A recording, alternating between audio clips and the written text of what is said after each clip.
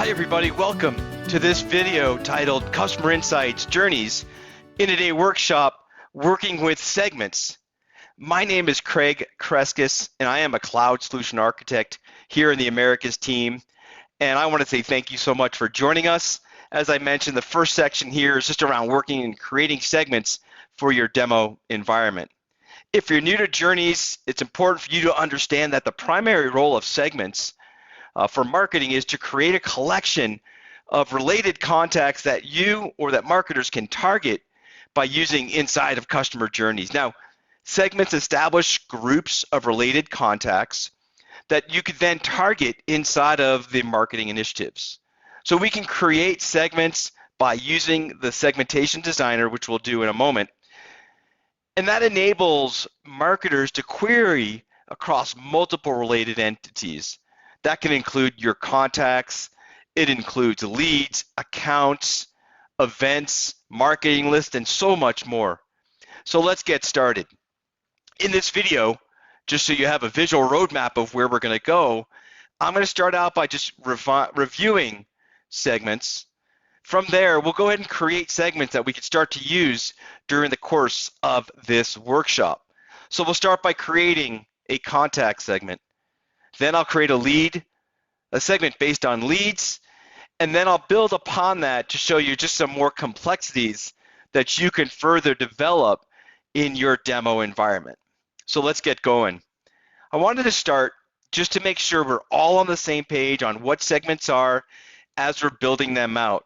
Remember, we're using this to access customer data that we have inside of Journeys, but this is going to give us that ability to target customers based on a variety of different attributes, behaviors. Now you're going to see, once we get started, you're going to create a dynamic segment. Dynamic segments are just that. They're dynamically grown, they're dynamically updated based on the criteria that we set aside. So for example, we're going to go and create a dynamic segment based on a geographic characteristic of all of our contacts in a particular city and state.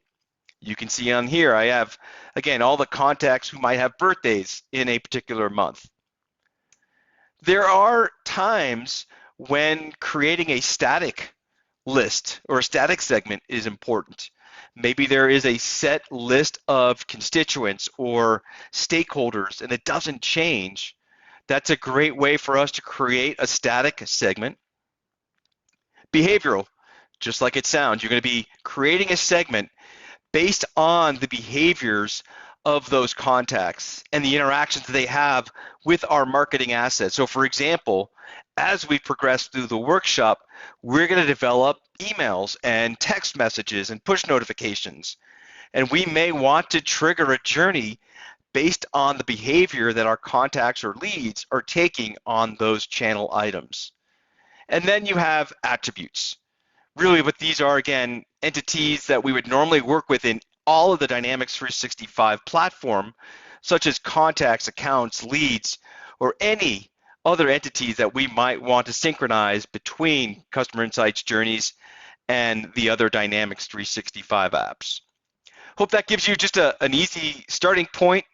I also like to, in these videos, parts of the workshop, is to share some examples of segments that I have used in the past. I continue to go back to one that I've used a couple of years ago.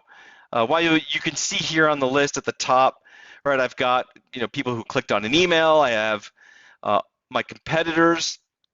Maybe I have people who have consented to documentation or to receiving communication.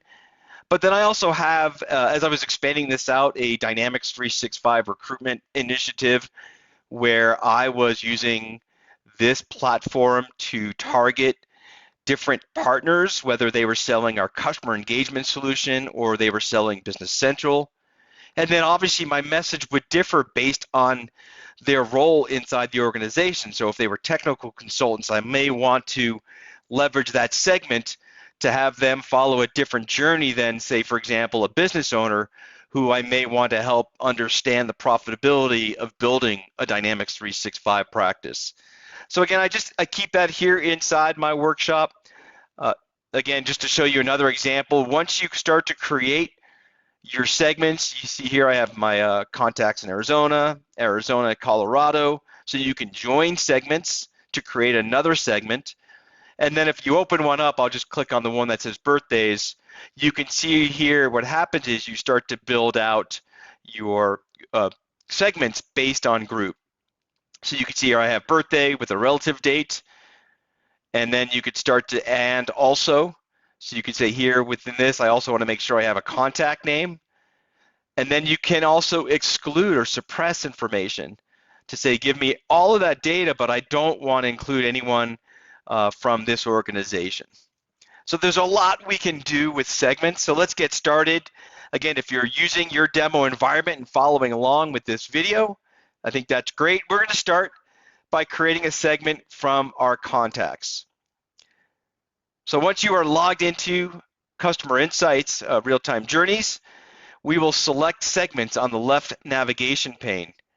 And by default, if you're using the same demo environment for the first time like I am, there isn't any pre-built segments because we don't know who your audiences might be.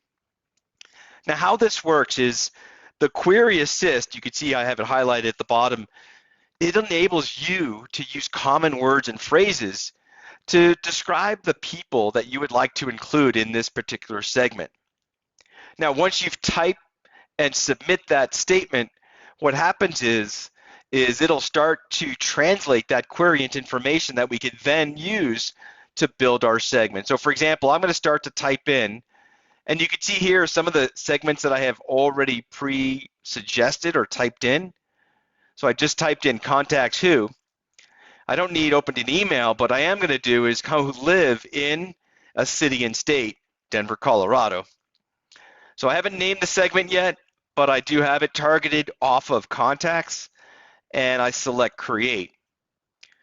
Notice on the right side, Query Assist makes it really easy and simple because all I had to do is say, give me everybody from Denver, Colorado. It recognizes that address 1 city should be Denver. Address 1 state is equal to Colorado. You see the little graphical icons here. You could vote up, vote down, teach the model as you're building out your segments. This looks good to me. I select use. And then, of course, I want to make sure I name and save my contacts in Denver, Colorado. So all you do is double click, enter in your title. On the right side of the segment builder, you can search for attributes to add to that canvas, right? So again, you can see the add new. And then if I open up contacts, you can use the search box to start searching at all the entities you want, or attributes, I should say, to that. Now within the contact, I can further refine that by adding behavioral. So you can see here, I can add behavioral characteristics. And then on the right little ellipsis, I can also exclude people. So maybe they do satisfy the segmentation definition, but it's somebody who you want to exclude for whatever reason. On the settings here, I mentioned this earlier, the difference between dynamic and static. More often than not, you'll build dynamic or automatic refresh. So basically, every time we get a new contact, they happen to be from Denver, Colorado. No marketer has to go in and add them manually. It automatically brings in that information and brings in that contact. Now, there are reasons and business case scenarios where you will use a static snapshot. So these are an important part of an audience management. They allow us to use kind of a point-in-time campaign. We use them here internally at Microsoft as we were using my Dynamics 365 Customer Insights Journeys to just keep our stakeholders and constituents up to date on release schedules. Once you're done, you hit save, and then I will put ready to use so that I can now start to use this in a particular journey. Now, we'll get into journeys in another video, but you can see here on the tile, once you create a segment, you can use that in the journey.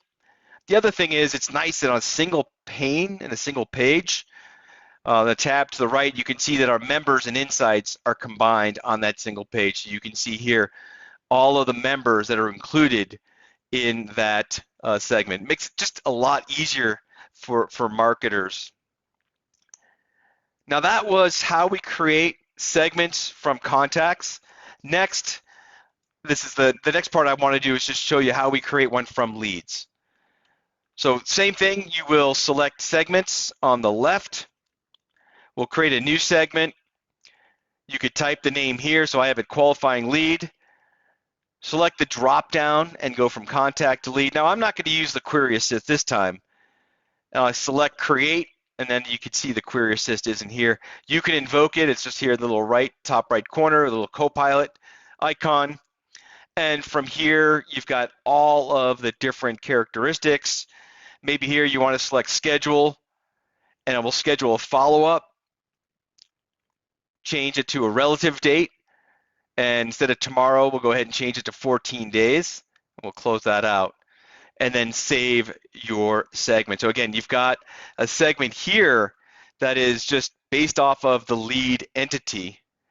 Now, since I have that open, we'll go even further just to show you the complexities that you can do in your demo environments.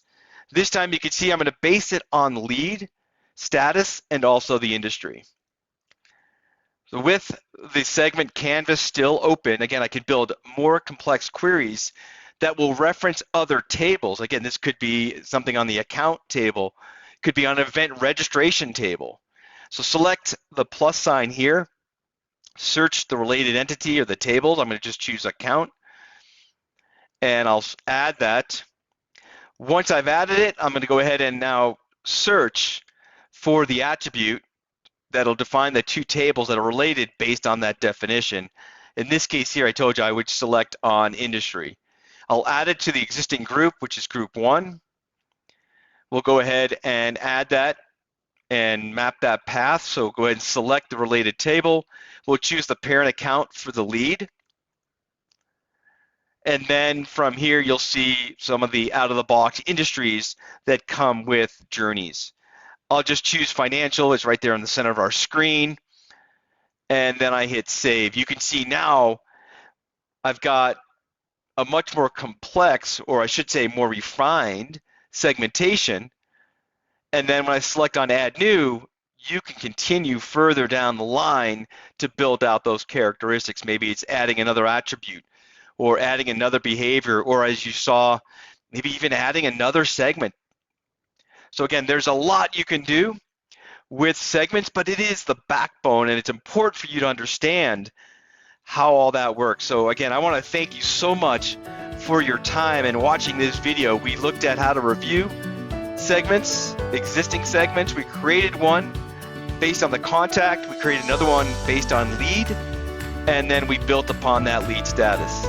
Again, my name is Craig Kreskis. I want to thank you so much for participating in this video, and I look forward to seeing you in a video again real soon.